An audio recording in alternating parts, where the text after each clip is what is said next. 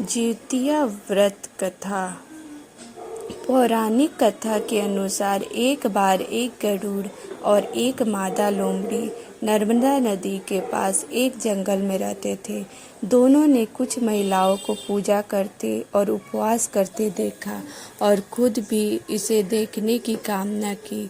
उनके उपवास के दौरान लोमड़ी भूख के कारण बेहोश हो गई और चुपके से भोजन कर लिया। दूसरी ओर चील ने पूरे समर्पण के साथ व्रत का पालन किया और उसे पूरा किया। परिणाम स्वरूप लोमड़ी से पैदा हुए सभी बच्चे जन्म के कुछ दिन बाद ही खत्म हो गए और चील की संतान लंबी आयु के लिए धन्य हो गई। इस कथा के अनुसार जीमूतवाहन गंधर्व के बुद्धिमान और राजा थे। जीमूतवाहन शासक बनने से संतुष्ट नहीं थे और परिणाम स्वरूप उन्होंने अपने भाइयों को अपने राज्य की सभी जिम्मेदारियां दी और अपने पिता की सेवा के लिए जंगल में चले गए। एक दिन जंगल में भटकते हुए उन्हें एक बुढ़िया विलाप करती हुई मिलती है।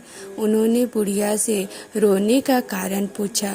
इस पर उसने उसे बताया कि वह सांप नागवंशी के परिवार से है और उनका एक ही बेटा है। एक शपथ के स्वरूप में हर दिन एक सांप पंछी राज गरुड़ को चढ़ाया जाता है और उस दिन उनके बेटे का ही नंबर था।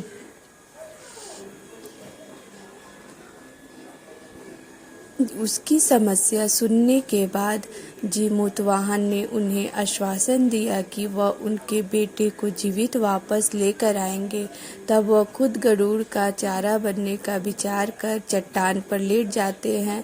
तब गरुड़ आता है और अपनी उंगलियों से लाल कपड़े से ढके हुए जीमूतवाहन को पकड़कर चट्टान पर चढ़ जाता है। उसे हैरानी होती है कि जिसे उसने पकड़ा है वह कोई प्रतिक्रिया क्यों नहीं दे रहा है।